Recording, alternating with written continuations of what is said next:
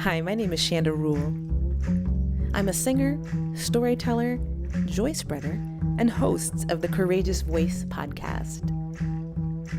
The Courageous Voice podcast gathers and shares stories from artistic folks around the world and their journeys through fear, courageousness, and creativity. Join us and get inspired with me as we chat about learning to befriend and walk with and past our fears to share our voices courageously with the world. Hello and welcome back. My name is Shanda Rule. I am your host. And today I have the pleasure of welcoming someone that I call friend and sister, and who is also one of the most compassionate people that I have ever met.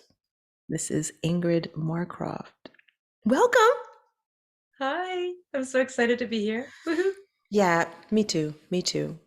So some of you all know Ingrid. For those that don't know, she is a yogi, she's a wife, she's a mom, she is a singer, a creator, the co-owner of Upper West Side Yoga Studio. She's an interfaith minister. She married me in 2 languages, and she considers herself a wellness tour guide. I think that encompasses pretty much everything. I mean, in there also, I've been a Reiki master for 20 years, maybe more, 25 years. Wow. But all of it is really, how can I be of service? Hmm. Right? That's the umbrella under which it all comes from, an early craving to do something helpful. Hmm. So it's just an amassing of things. Like I know you have that too. You have your toolbox of Mm-hmm. things that keeps getting filled up with new ways to help. Because otherwise it doesn't really make sense. Life doesn't make sense if I'm not helpful. I want to start with your journey along this lines of Reiki and yoga.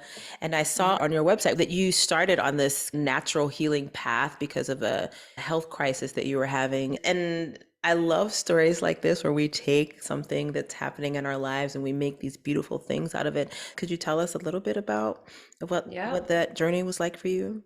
Yeah. So that was 30 years ago, even more now. I think it was 1991. I had some precancerous cells on my cervix. And I had this awakening when I had the biopsy. So, biopsy on your cervix, a little too much information, is dramatically uncomfortable. And Okay.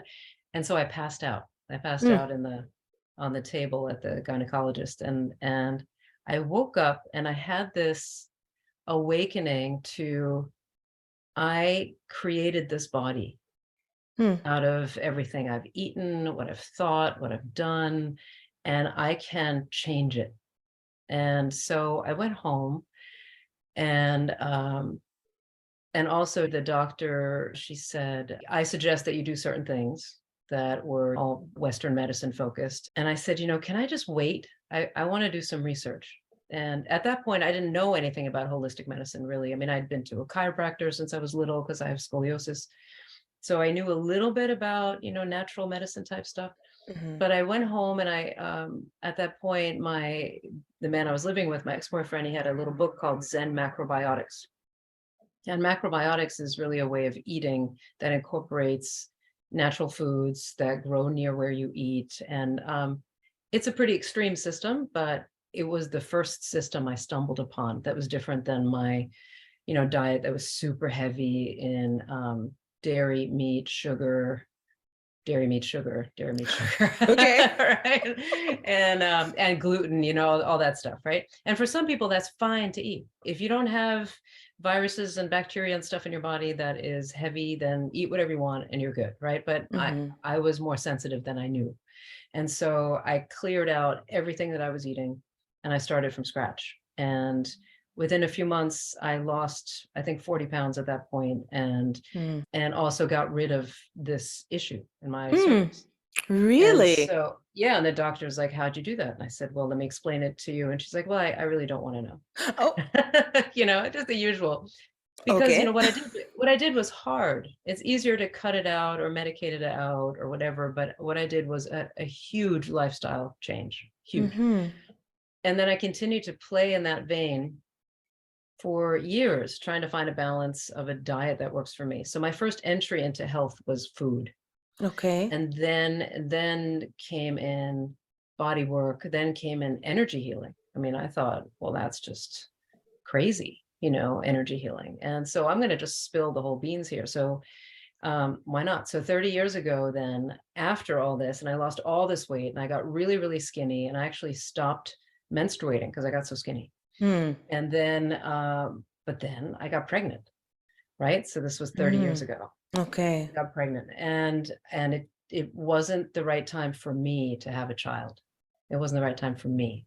And also not with the right person, the right family, the right situation. And so I made the choice to not have this child. And but I wanted to figure out how to do this as naturally as possible. And my nurse practitioner said, I know this woman who is a Reiki practitioner. And I'm like, what the hell is Reiki? I had no idea. I came from a very conservative Christian background, where anything out of that realm was considered, satanic, evil, painful, stay away. But there was a part of my soul that was intrigued, and I wanted to meet this person because what my nurse practitioner said is she speaks with spirits, like she can communicate with spirits. And I was like, I don't know about that, but okay. So I went and I met with her, and I had this session with her that was truly extraordinary, where it felt like when she put her hands on my body in a certain, very natural way from the head down, it felt like liquid God is the way I explained it. Meaning, like, finally, the feeling I had with connection to God, I've always been someone who's been very inclined to lean towards some kind of divine contact, through nature, or through, at that time it was the church. And it felt like somehow that had become tangible. It was pure love pouring through my body. And I thought, well, this is interesting. And she said to me, well, this spirit really wants to be born. And I said, well, arg, because I want to be there. I want to welcome this child, but this is just not the right time, the right place, the right situation. So then that night I meditated lengthily. Meanwhile, I'm like telling you like my abortion story. This is pretty intense. I didn't expect this to happen. Yeah, it's all right. It's all right. I'm here for it. Here we go. So I don't know if it was that night or a few nights later, I had scheduled potentially to have an abortion. And so, which is hard, considering I come from a religious background, and this was like, enormous, right? And so I was meditating one night, really, really meditating. And I had this vision deep inside of me of this like alien looking creature, big eyes and, funny face, which actually fetuses look like, they're pretty funny looking, right? They're not really attractive until later on in their journey. And I had this conversation back and forth with this being. And of course, part of my brain, maybe it's the right side of my brain, was saying, yeah, this is plausible. Sure, why not? Have a conversation with a being. And the other side of me is like, you're out of your freaking mind, And so there's this war going on in my head, but I thought I might as well just go with it. And so I'm saying, I'm really sorry. I really would like you to come back sometime, because now is not a really good time, right? And, and I said all the reasons why, blah, blah, blah. And then finally, because it felt like a he, when, I didn't know, I was 8 weeks pregnant at that point. And he said, all right, I'll go. And then I felt him with his fingernail right on the inside of my womb. Jeffrey was here. And I got this shock through my body, because I would never name my child Jeffrey. Because that doesn't count. It's nowhere in my family, in anywhere. I had no Jeffreys in my consciousness, really, And so I got this shock in my body of, this is a separate, discrete human being from me. This is a separate being. And I'm having a conversation with a separate being. And it was so odd. It was so odd. And then I felt this sense of like a leaving. And then I went back to this Reiki master, maybe the next day. And I didn't tell her anything about this, right? And so she's working on me. And she said, this is weird. I feel like the body is still there, but the soul is gone. And I said, well, that would be in keeping with my experience yesterday. And so I ended up, yes, having a procedure to release the rest of the body, but I felt like it was gone already. But it was still, I had to go through a grieving process and just a processing process. It's a big deal. Yeah. It was a big deal. Right now to think I would have a 30-year-old son, right? And I have an almost 13-year-old daughter. But I would have a 30-year-old son. That just blows my mind sometimes, Oh, wow. So that started then the deep entry into energy healing work, because then I was really intrigued about Reiki, and I started studying with her. I went to see her like every week for a year, and then I became a Reiki practitioner the next year, first level, the next year, second level, and then I became a Reiki master a few years later. And I teach it here and there, but I just kind of use it as a way of channeling energy and connecting to people. And that compassion thing that you're talking about, it built up from, difficulties in my childhood. I moved to America when I was 8. I was raised in Germany, and I was teased mercilessly because I was bigger than everybody, I had a funny accent, I was clumsy, blah, blah, blah. And so the compassion started there, but also when you connect with somebody on this level of intimacy with Reiki, or even body work, which I did for a while too, more intense massage work, you see all their flaws, all their differences, all their uniquenesses. You see the stuff, you see the pain, you see the stories, and your heart just, busts open at the diversity of what people are going through. And, you'd look at me, you wouldn't have known that story. You see me on the street, you wouldn't have known that story. You wouldn't have known that when I moved here, when I was 8 years old, people would call me Nazi to my face all the time, and it was hard. It was really hard, but you wouldn't know that. So how can you feel the challenges of your life and not be lost in them? Yeah. Right? How can you not be lost in the wounds? And I know some people are, and it's hard not to get out, but I've made it my life's work to not get stuck in the wounds and to help people not be stuck in theirs, So that was a story that I didn't expect to be telling today. Oh my God. And it's so beautiful to hear you tell the story, and also to see you live it, because I remember when you were doing body work. I remember maybe when you became a Reiki master, because I don't think I knew you when you started. Right. But also it's funny to hear you describe yourself as a klutz. You also did it in your bio. And then though, you're not only making this your life practice to heal on your own and to heal others, but then you take that energy. Okay, I'm a klutz. Okay, I'm going to become a yogi. Who knew? Yes. Who knew? I mean, that happened ironically with the same guy. A couple of years after this happened, we were on a business trip in Harrisburg, Pennsylvania. Okay. And he had to go to a meeting that I wasn't going to attend. And he said, there's a YMCA around the corner. They have like classes, they have a yoga class. And I'm like, yoga? I don't know. And he said, just go. So I went, and it was the most amazing thing, because I felt graceful for like the first time ever, because I could do these movements.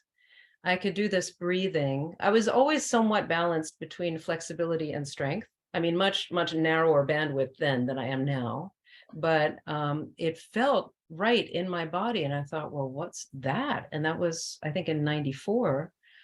And then I just kind of dipped into yoga over time. And my husband is, the exact opposite of me physically. He can pick up any sports implement and master it in like 35 seconds. And, he was born with like a 6-pack, and I'm not talking a drinking 6-pack, he was like incredibly fit. And so we were able to do yoga with each other, next to each other, where it looks different, but we could be next to each other. Whereas no other sport we can do in the same way, because he's so far exceeding in my physical skill, or in his physical skill, than my own. And so it became something we could do together. Mm-hmm. And then we trained together, and then all of a sudden we taught together, and then we opened this yoga studio together, and it's been 10 years in New York City, which is That crazy. is incredible. Yeah. It's crazy because, listen, I remember both of you staying with a friend because you were in between places. You're like, okay, where are we going to live? What are we doing next? And Right, all right, of a sudden, what's always different on the right. outside world. But for me, it was all of a sudden, we're buying this place. We're doing this yoga training with Rodney Yee. We're moving and we're opening this studio. Yeah, I it mean, all happened. did it But no, happen that fast? yes and no, yes and no. So we got married in 2002, right? We met in 99. We got married in 2002 in Central Park, like every New Yorker should do, right? And then we found this what do you call it? An apartment down in Peter Cooper Village on 23rd Street. We lived there for 4 years, and then we had to leave. And then we applied to live in an apartment, or actually buy an apartment, that we got rejected by the board, right? Because we didn't have enough money. We're just making it, just Mm-hmm. making it. And so we lived with our friend Annie on 117th Street in East Harlem for 9 months, and that was that in between time, right? And Mm-hmm. that was like 2004 or 5, right? 2004. And then we found this other apartment way uptown on 190th Street, just north of the George Washington Bridge. And so we bought this apartment, and there was, down at the bottom of the building, was a community room, where we could fit like 5 or 6 students, right? And we had just started doing our training in 2007. So we were already there 2 years. We started training in 2007. We did like our 200-hour, and then we met Rodney and Colleen and did that whole like urban Zen integrative therapy training. And then we started teaching in the same space and integrating what we were learning. And it's just 5 or 6 people, regular people. So not yoga teacher trainees, very Mm-hmm. different grouping, right? Because we had been in a yoga studio at Yoga Works where everybody there, 20 years to 35 years old, everybody was training to become a teacher. And Mm-hmm. so they are bendy, they are strong, they're gymnastic-y, they want to learn everything in Sanskrit, and that's not reality for much of the world, right? So we had regular students anywhere from 20 years old to 70 years old at that point, and that was the hugest learning. And then the slippery slope continued through Rodney, and we did this. We worked in a hospital doing yoga and meditation and essential oils and Reiki and stuff. And then I got pregnant, and then I had a baby, and our beloved Shakti, and taught a little bit longer. And then we moved to where we live now with Stefan's mom, because she was ill ish already. She was like in the beginning of the ill time. Mm-hmm. And we kicked out her roommate and moved in with her, and we lived here. And then we had to do something different financially and emotionally, and move from work to a vocation, do something that's meaningful. Mm-hmm. And so we found this yoga studio. And so that was 2010. So that whole process from our meeting Rodney Yee or taking the yoga teacher training 2007, meeting Rodney 2007, that whole thing, it was only 3 years. No, we opened in 2012. Sorry, 5 years. So it took 5 years, but went like that. Yeah. It becomes a slippery slope when you start meeting the right people, and it's at that time of your life. And so, yeah, 2012, we opened up. And then, then we became the place where people come when they're regular people, Hmm. because our students are anywhere from kids to people in their 80s and 90s.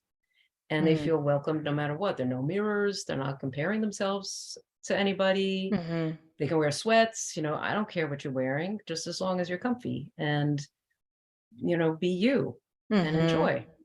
Yeah. It's not performative yoga, it's sure you can do fancy stuff. But are you able to laugh when you stumble? I feel like an Oh my advanced gosh. yogi, right? You know, are you an advanced yogi?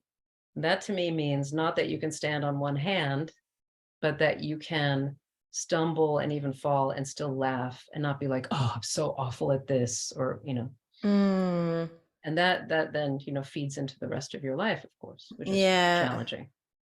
No, I love this. New mom, new place. Um, oh gosh, going into business with your husband. I mean, look, that's a whole nother Like podcast. we're totally right. We're totally mirroring that. I mean, you in Mm. music, me in this, it's very similar, and it's insane because how many times did you just want to run away? I mean, yeah. I mean, how, you know, so many times late at night, we'd fall into bed, we'd look at each other and be like, living the dream, high Oh my five. God. Because it is nuts. And, you know, many times we thought we wouldn't make it relationship wise in the Mm, last 10 years because it got fierce. And we got yeah. to kind of a good place just before COVID. And then COVID was just insane. You know, how do you Uh, airlift a yoga studio and turn it into a Zoom yoga studio instantly? You know, like we had shut down here in New York, like March 13th okay. of, and then March 16th, we were up on Zoom. Boom. Wow. Just we're on completely, just airlifted everything, kept the prices the same, just literally, instead of coming in the door, you click this button. That's all. And, Wow. you know, and then there's so many people who don't read their emails and, you know, don't read the newsletter and had no idea. And so we're calling everybody and saying, come on. And ooh, it, Oh it's my God. it's been a trip. And now, you know, reintegrating the last couple of years, it's been interesting. But we once again, you know, went through really hard times in our relationship because there's no Mm, relief. There's yeah. never, there's never nothing to do, Mm. right? Yeah, this is hard, and I do understand that 5,000%. Yeah, Oh yeah. my And I gosh. must say during COVID, or what you call in Europe Corona, right? Mhm. I experienced jealousy, Mm. because some of our students would be zooming in from like their house in the Hamptons, their house in the Berkshires, their, you know, boat in the Caribbean, Oh my their, you God. know, place in Europe, whatever. And I was like, wow, wish I could do Mm. that. Got to pay the rent, you know? Yeah. And thank God our landlord was amenable. You know, our landlord really worked with us for the studio, not for the apartment. But, Okay. you know, we made it happen miraculously, but there was some deep growing, you Hmm. know, can you stay present to your feelings? You know, what does jealousy feel like? What does letting Mm-hmm. go feel like? What does exhaustion feel like? What does guilt feel like? What, you know, all the different things. Mm. It was quite a time. Can you talk more about this practice during COVID? I had lots of therapy during COVID, but I did. You know, this is like perfect time. Yeah, And yeah. the person that I was seeing was really into that, like into, okay, all right, so we talked about this. What does it feel like? And at the time, I I just wasn't used to it. I was used to talk therapy. And I'm like, okay, well, I feel tingly. What is that, right? But for some reason, for the past couple of months, I've been really exploring what she meant by that. Okay, what am I feeling physically, and just acknowledging it, acknowledging, okay, what does my body feel like in the morning? Why am I already tense? So I'm very curious about these feeling practices. What is your feeling into practice like? You know, this is funny because it just taps into last week, Tony Robbins, you know, the big speaker, you know, motivational speaker. He had a free thing online, and I watched some of it, and he spoke just on this for relationships, Mm, on when you're talking to your beloved, instead of just going to your head, can you tell that person, when you did that, I felt like this in my heart, hmm, or I felt like this in my stomach. And now talking with you, I feel like this in my heart, or I feel like this in my stomach. And hmm, so the person, so basically his goal is, can you have a conversation that's not arguable?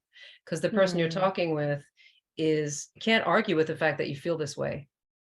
You can't argue with the fact that you're having this heart feeling, but you can argue with, to me, it feels like I have a noose around my neck, or it feels like I'm being stabbed in the back, because that's a story. Whereas like, I'm feeling real pain in my back when you say that, or I feel, so it's different, right? Yeah. So it was just interesting because I found that really, really helpful in having conversations, and we were talking about relationships. But an amazing practice in yoga and meditation is, can you feel each body part? Can you so body scans, I do all the time. And I love to just like relax, and I close my eyes and open the top of the head and imagine light pouring in, and I feel the top of my head, and I feel my forehead widening and the eyebrows widening and the eyes relaxing and the eyes drawing back and the brain drawing back, and like step by step through all the body. And that has then made it easier for me to access that same subtlety in my regular life. And so when I'm upset about something, I'm not just upset here, but like I'm upset in the clenching in my solar plexus. And so I become aware of that. And if I can release the feeling in my solar plexus, I can actually release some of the aggravation I'm feeling. And, a really great tip for meditation is, if you relax your tongue completely while you're meditating, or if you can relax your eyes from darting from side to side and just have them gaze even down your nose or inside your, eyelids at one place, it will still your thinking to some degree, because your eyes and your tongue, your eyes want to see what you're thinking and your tongue wants to speak what you're thinking. And if you let them settle down, it's like a backdoor entry into softening the thinking.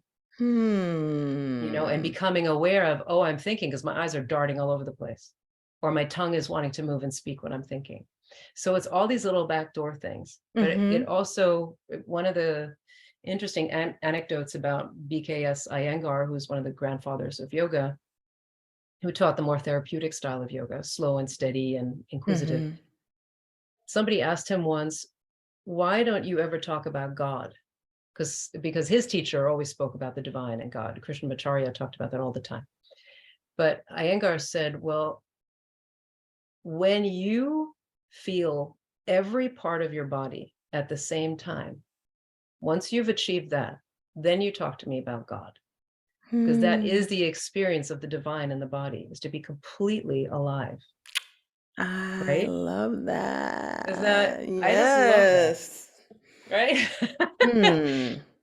We've been so lucky to have such phenomenal teachers, both living and past, who are able to drop these little nuggets. And, you take them in. Yeah. And that in itself is so powerful, because you can't talk about God all the time, or you can. When I'm teaching, though, most of the people I'm teaching yoga, they don't really care about the Sanskrit. They don't care. They don't care about like the deep philosophical underpinnings of everything. But can I convey it in the joy of breathing steadily, of moving and enjoying your body, and dealing with an illness or an injury, and being compassionate and loving with yourself? Do you feel like a nicer person after you've done a yoga practice? And if not, then is it yoga or is it exercise? Because yoga is really an invitation to find the center, the balanced center between like extreme expansion, stretch your arms out wide, and then bring it in close, then you've got contraction. Yoga lives in the middle, where you're doing both and neither. I love this. I mean, I am curious about you stepping into opening the studio. And I'm curious on two levels, just the deciding to do something like that. I mean, that's a big undertaking, really, in New York, where everything is super expensive. Yeah. And just practically at the time, because there was so much change happening, and you being a new mom. So just for how you dealt with time management, how you were able to accomplish these things. Oh man. It was hard. It was really hard because also what was happening simultaneously is I kept having a lot of miscarriages at the time, right? Just huge amount of difficulty with that stuff because it took like 2+ years to get pregnant with Shakti as well. And I had all these little miscarriages. And then it was interesting when Stefan decided that, because he was teaching kindergarten at the time at a private school here in New York. And that spring of 2012, he decided, I'm not doing this anymore. It's not feeding my soul. We have to do something bigger. We need to, do this dream of opening a yoga studio. I was pregnant when he told me, and I miscarried shortly after that because my body was telling me, you cannot have 2 babies at the same time. Having a business like that is a baby, full time, full everything, like all the diapering, all the intensity, no sleep. It's the same thing. Okay. And so, I mean, it was horrible and painful. And, I go through waves of grief around it here and there, but, it was then.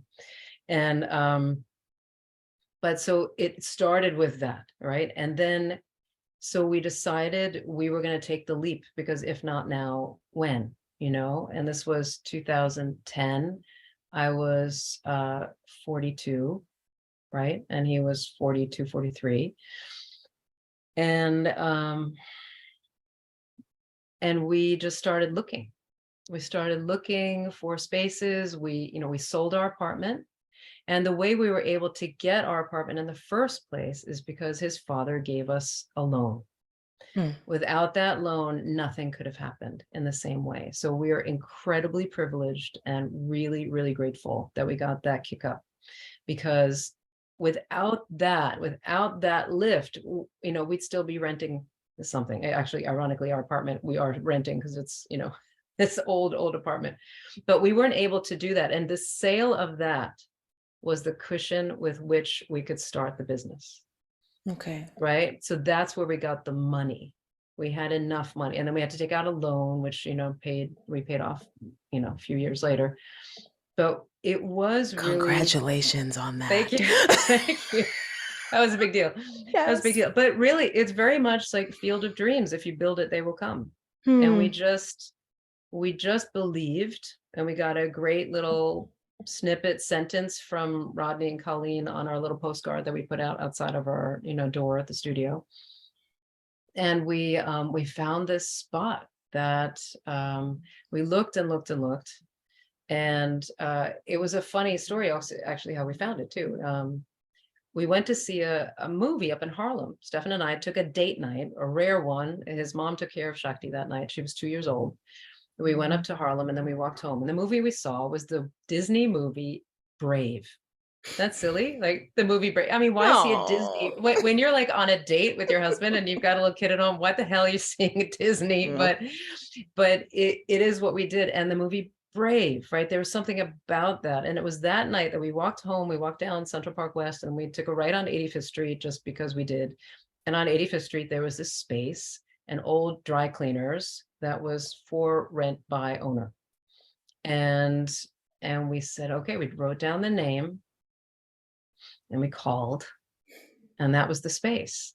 And there was a kind of a mystical moment too. So why I'm telling you these stories is because I get the strength to do things when there are mystical moments attached to it.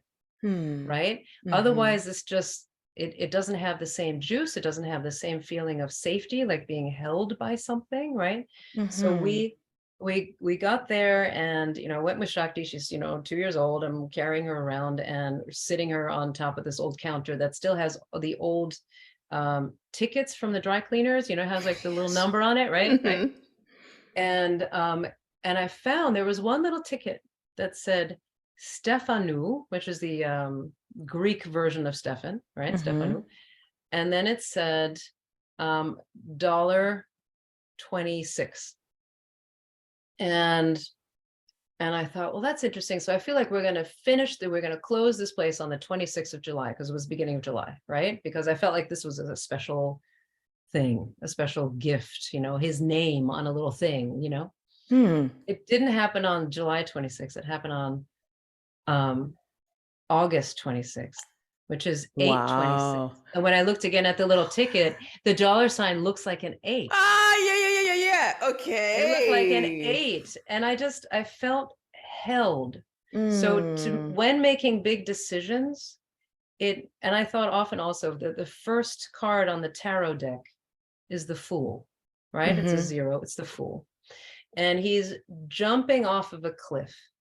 And or he has one leg off the cliff. This is the original rider deck where it's classic. He's holding that stick and he's got a little pack, a little red bag on the back, and he's got a dog. And it's like that. You have all you need. You've got your trusty dog companion. You have to take that leap. And that drop is either going to be 50 feet or 2 feet, but you don't know. And so we took the big leap, even though people like, it's a recession. Are you out of your mind? Blah, blah, blah. But, we started within 6 months, we stopped bleeding money. People started coming. But the first few months, oh my goodness, it was like 0 people came to class, 1 person. We taught 99% of the classes. We taught like 22 classes a week, if not more. Wow. We were exhausted, we were fried, but we were excited that we were trying, and then people started to come. But the time management, God, who the hell knows how we did it? I don't know. Because I had to get Shakti to like a preschool, right?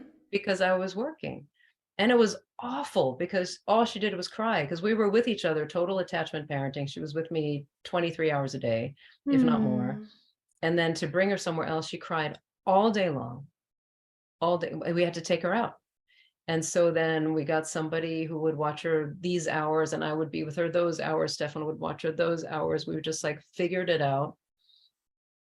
I don't know. I don't know, other than it was very, very hard. And that you somehow make it through. Just like these last few years, they were really, really hard. Being a mom or being a parent in the very beginning, the first 2-3 years, I mean, I didn't get out of that tunnel until like 2.5, 3 years. In the first 2 years, I didn't sleep more than an hour and a half at a time. Oh my God. It just was like that. And you don't know how you make it through, and you do some beastly things in between. You turn into a shadow of yourself, but somehow you just keep going. It's like that season of your life. So the time management question, I don't know how the hell we did it, Shanda. I don't know. Oh, wow. I don't know. I ask because I feel like you have a schedule. I remember at I don't know if this was around that time. I think it was when you're like, okay, no, I get up at 4 on Tuesday and Thursday. I still Tuesday, Wednesday, Thursday, still do it. You're still doing it. Oh Tuesday, God. Wednesday, Thursday. Yeah. Wow. I still do, because it's the life I've chosen, and I really love it. I am exhausted, and I do need a break. I do need a break. But how do we make that happen? Do we have some in-depth connection here and there where we just don't do anything? But as also, we just did a huge software change for the studio. All of the scheduling software completely changed. It was intense. It was like starting all over again. Oh my We God. were working easily 18 hours a day, every day for a few weeks. And we're just getting out of that tunnel right now. And it was awful. But at the same time, you also have to laugh about it. We have to have a good sense of humor about it, because we chose it. It's not like it chose us. Like, we chose this life to do this work, to be of service in this way, to grow in this way. And so thank goodness we have a really good sense of humor. Wow. Yeah. You got to have a good sense of humor. And I actually, this picture, this picture behind me, right? So a friend of ours painted this picture of us. It's from a photograph. So that's me and Stefan, from a picture from 2001, maybe.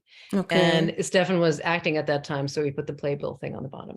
But, no matter what, no matter how awful crap gets, we can still drop into each other, even when it's, in seasons in a relationship, there are times when you look at each other and you're like, who are you and why are you in my bed? Right? Yes. It happens. You go through those seasons, and then you make them through those seasons, or you make it through, and then you have a good season.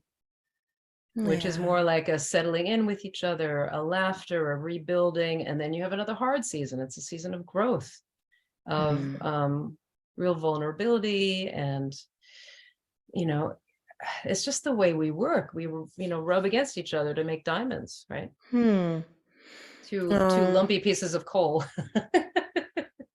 Yeah, I think I need to hear that right now.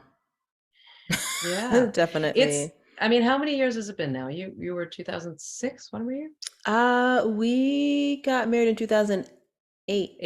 Eight. Okay. Yeah. Yeah. Yeah. You It's that know. time.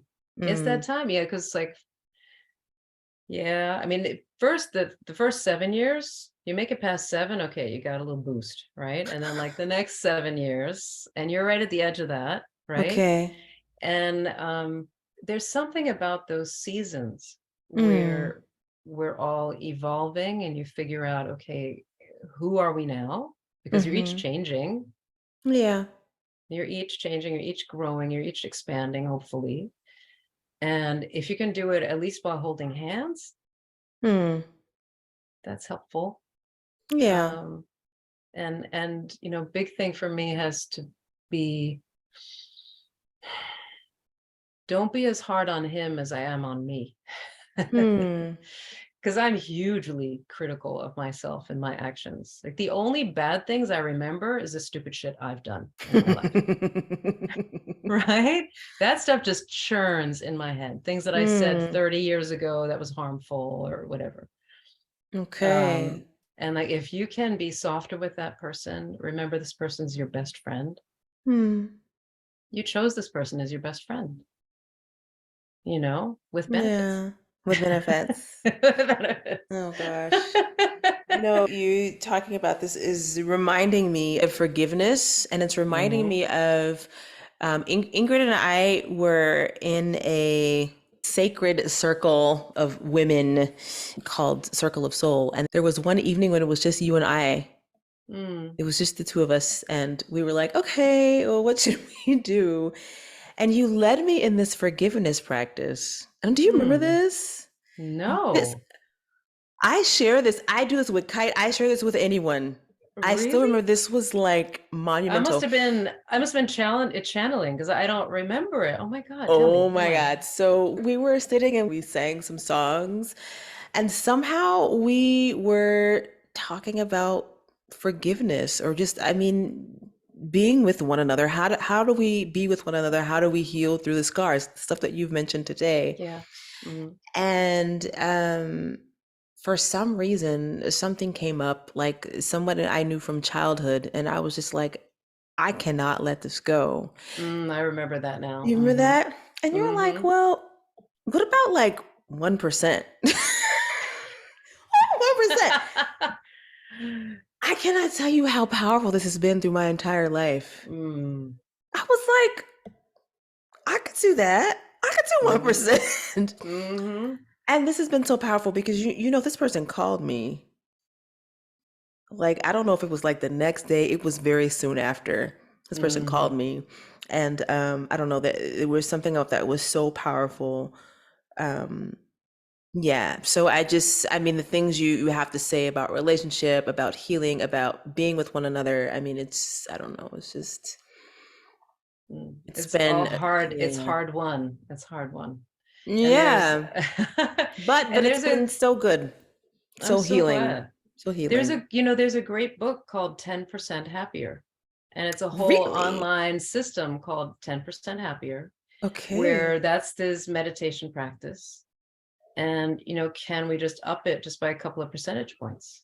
And that, like you said, you were able to release the tightness by 1%. And then you just tweak it. And it's very powerful. So thank you for reminding me of that. Because I can be, 10% less frustrated that, Stefan didn't do XYZ or did XYZ, and who is it freeing? Not him, but me. Right? Because then that solar plexus energy can release. This is where most people get stuck. Tell us where the solar plexus is. So right where the ribs stop, let me be tall enough here. Here you go. So the heart center here, but the solar plexus is where the ribs separate in the front, like right this area. That place is where you feel manipulation, where you feel fear. It's like the dividing line between below and above. And I tend to live up here because this is easier for me. The down below stuff is a lot of like fear around physicality. Then you've got the miscarriages, you've got the abortion, you've got sexuality. You know, I grew up, you know, in Germany, right? You know, there's a lot of programming. Energy. There's a lot of programming around, you know, what's appropriate to do with your body and like a looseness, right? And I remember many years ago going to the Caribbean Day Parade in Brooklyn, right? And I went with Stefan, and there were these women, you know, barely clothed, heavy, juicy, 200, 250-pound women dancing with the parade, totally sexy, totally sensual, totally in their bodies. Whereas the way I was trained is like, if you are 5 pounds too much, you might as well just like close off yourself, not feel in your body, you're not good enough. And also growing up in the type of church that I grew up in a fundamentalist kind of world, oh no, you couldn't even think about sex until you were married. So like you're programmed that sex is bad, bad, bad, bad. And then you open the door and you're married and all of a sudden you're going to feel sexy. What? Like, how is that possible? How is that transition possible? So a lot of us have that locked up. And if you can, so for me, what I love is opening the top of the head, let light pour down. That's easy for me to let light like come down from the sky, from beyond the sky, just like light coming down. It's very soothing. But are you able simultaneously to allow the volcanic energy of the earth to rise up like a fountain, up through your pelvic floor, up through your belly, up through your solar plexus, up through your heart, and come up? So they're one's going down, one's going up, and then they spiral around each other. And if you look at it from above or below, it looks like the Taoist yin yang symbol, you know, black and white. Do you see how they're spiraling the two different energies? And a dot of the other in each other. And they love each other so much. They're creating love with each other. They, you know, because how do they meet? They meet through trees, they meet through humans, they energize each other through something else. And when you're lined up, when you're meaning like if you're relaxed and you're open, then you make this eternal play of life be joyful in you, through you, and then it pours out into the world like that. Oh my God. I mean, I'm listening to you. I love what you're saying, and I'm listening as a vocal coach. Yes, because there's so many challenges that singers or anyone who's trying to use their voice. I mean, I get it with singers, but I mean, people, if you're trying to give a speech or like say something that, you know, you're unsure of, that this gets locked and then everything gets funky. And you know, I love what you're saying about these two different energies. I think I'm going to start using this as a meditation, because exactly this relaxation, when this is tight, it's impossible. So it is. It is true. And I so think when I heard you speak a little bit about teaching voice when you were here, that was so powerful. And I would love to engage you with that, because I also, you know, when I was doing really my training in singing was at a fundamentalist Christian college, right? So it was all about perfectionism, that I integrated, right? And there was no sexiness. And yet, because that's important, that like sensuality of the voice, of the vibration is really, really important.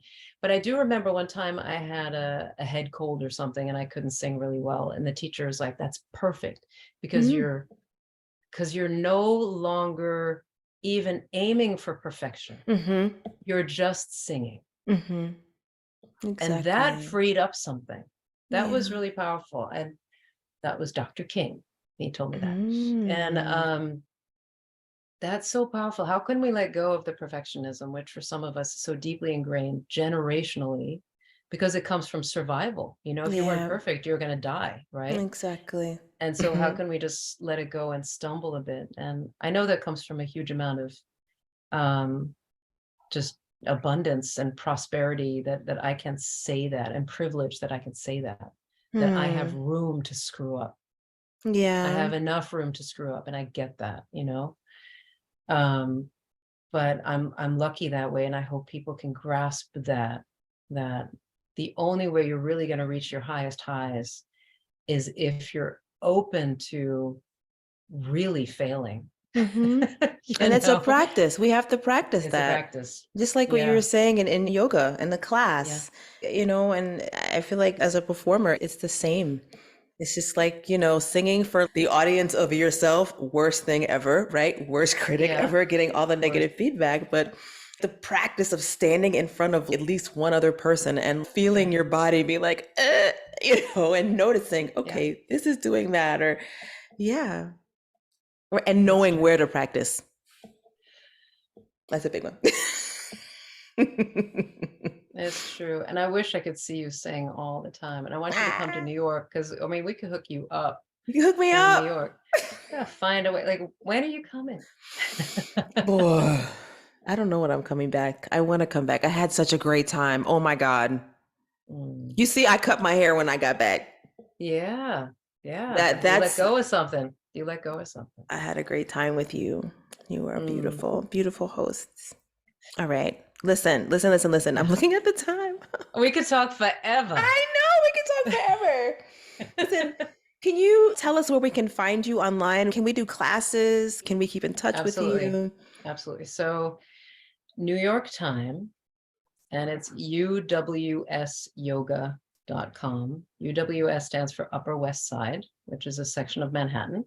So uwsyoga.com, and root around there to see what's going on. You click on the schedule tab, and it'll give you some information on the in-person and the live stream classes. So live stream are live Zoom. You sign up for the live stream class, and you can you're sent a Zoom link 10 minutes before class, and you can come in, and we've got tons of wonderful teachers. Stefan and I teach many of the classes, but we've got wonderful, diverse teachers that we chose because they have great insight. They've been teaching a long time with all different kinds of bodies and people. They have a good sense of humor. And it's just a very wonderful community, and the all different ages. And we started this 15-minute break from 12 to 12:15 on a Monday through Friday. So if you're kind of a work all day kind of thing without a break, you can pop in for 15 minutes. And our European friends are coming now just before dinner. Nice. It's like 6 to 6:15, 5 to 5:15. You pop in and do 15 minutes, and it's a $5 drop in. It's $9 for a week or $27 for a month to do that kind of stuff. The other classes are longer, and the price point is different. But maybe you just kind of dip in just to like refresh, to hear some American English if you haven't heard that in a while. And it's it's just a really sweet community. So that's where you can find me most of the time. Wonderful. Thank you. Thank you so much for joining me today. It's been beautiful. So wonderful. Love you forever and ever and ever. I love you too. Mwah.